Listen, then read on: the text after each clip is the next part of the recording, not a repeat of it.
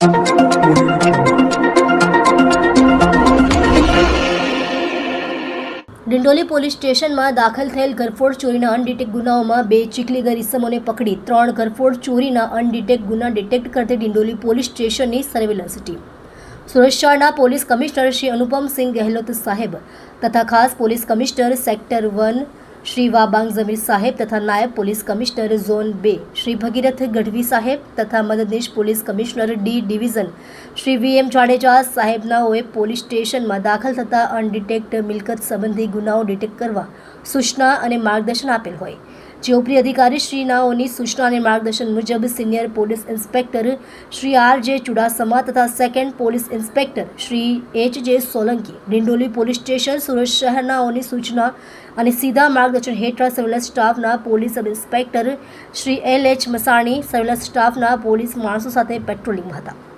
તે દરમિયાન એચ.સી. મિલિંદ તુકારામ તથા એચ.સી. રાજદીપસિંહ નરેન્દ્રસિંહ તથા પી.સી. જીગર મેલાભાઈનાઓને મળેલ ચોક્કસ બાતમી હકીકતને આધારે દીપસિંહ ઉર્ફે દીપુ ગુજરાતસિંહ તારાસિંહ કલાની તથા હરજીતસિંહ ઉર્ફે વિમલ ખાવ અજીતસિંહ અમરસિંહ ભાદાનાઓને ઇકલેરા 4 રસ્તા પાસેથી ચોરી કરેલ સોની કંપનીના એલઈડી ટીવી આશરે કિંમત ₹15,000 સાથે ઝડપી પાડી ડિંડોલી પોલીસ સ્ટેશનનો ઘરફોડ ચોરીનો ભેદ ઉકેલાયો અને ત્યારબાદ આરોપીઓની આગવી ઢબે યુક્તિ પ્રયુક્તિથી પૂછપરછ કરતા બીજા 2 અનડિટેક્ટ ગુનાઓનો ભેદ ઉકેલાતા કુલ 3 ગુનાઓનો ભેદ ઉકેલી સારી અને પ્રશંસનીય કામગીરી કરવામાં આવે છે।